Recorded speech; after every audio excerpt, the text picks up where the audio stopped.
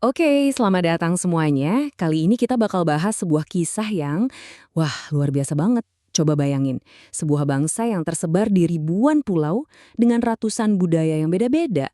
Kok bisa ya lahir dan jadi satu?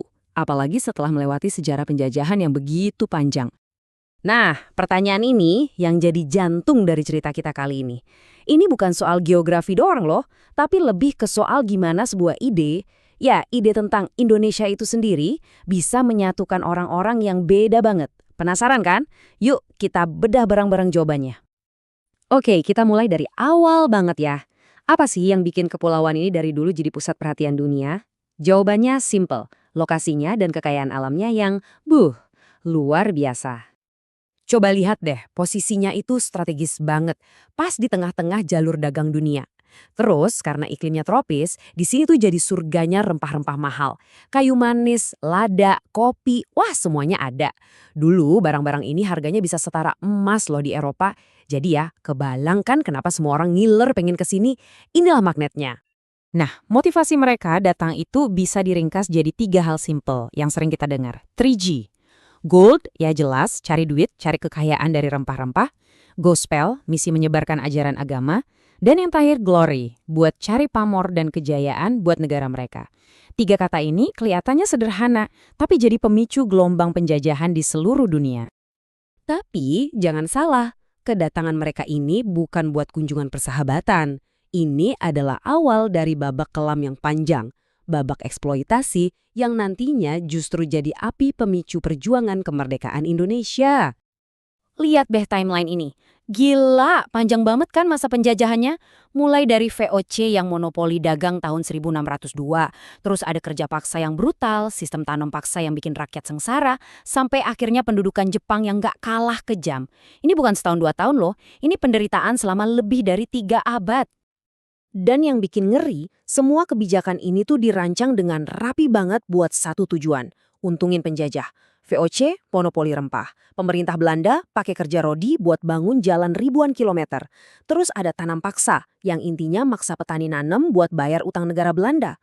Ganti penjajah, ganti kebijakan, tapi tujuannya sama. Jepang datang dengan Romusha, kerja paksa buat perang. Ujung-ujungnya, ya eksploitasi.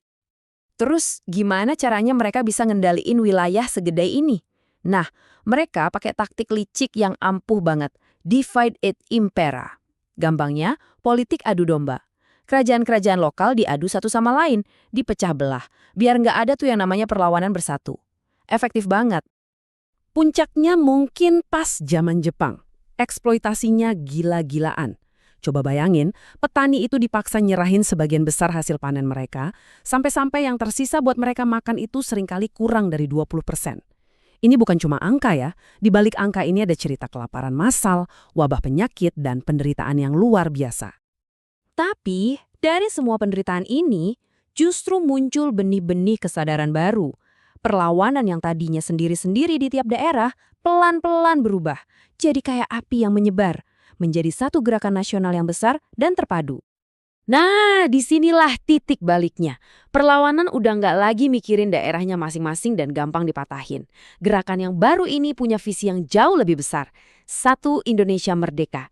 Dan yang mimpin juga beda, bukan lagi raja atau tokoh adat, tapi anak-anak muda terpelajar yang punya ide-ide baru tentang sebuah bangsa. Dan tahu nggak apa yang ironis? Justru kebijakan Belanda sendiri yang jadi pemicunya. Namanya politik etis. Tujuannya sih katanya balas budi, salah satunya dengan ngasih pendidikan. Nggak taunya, kebijakan ini malah jadi senjata makan tuan. Lahirlah kaum terpelajar yang pakai ilmunya buat ngelawan balik. Belanda secara nggak sadar malah nyekolahin orang-orang yang bakal ngegulingin mereka. Dan puncaknya, momen yang bikin merinding terjadi di tahun 1928. Anak-anak muda dari seluruh penjuru Nusantara ngumpul. Mereka mengikrarkan Sumpah Pemuda. Disinilah ide tentang satu nusa, satu bangsa, dan satu bahasa, yaitu Indonesia, diteriakkan dengan lantang untuk pertama kalinya. Ini adalah akta kelahiran ideologis bangsa kita.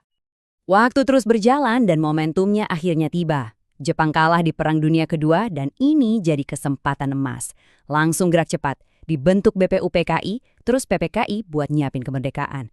Sempat ada drama loh, peristiwa Rengas Dengklok, di mana golongan muda nyulik Soekarno-Hatta maksa mereka buat cepet-cepet proklamasi. Dan akhirnya, dalam satu malam yang super tegang, naskah proklamasi itu ditulis. Dan inilah dia, momen puncaknya. Tanggal 17 Agustus 1945, jam 10 pagi, Soekarno membacakan naskah proklamasi kemerdekaan.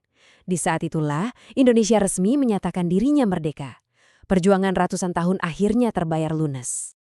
Tapi, ceritanya belum selesai. Proklamasi itu baru awal. PR besarnya justru datang setelah itu. Gimana caranya membangun dan, yang lebih penting, menjaga persatuan bangsa yang isinya macem-macem banget ini. Salah satu peninggalan penjajah yang paling kelihatan adalah ketimpangan. Pembangunan itu terpusat banget di Jawa. Populasi, infrastruktur, ekonomi, semuanya di sana.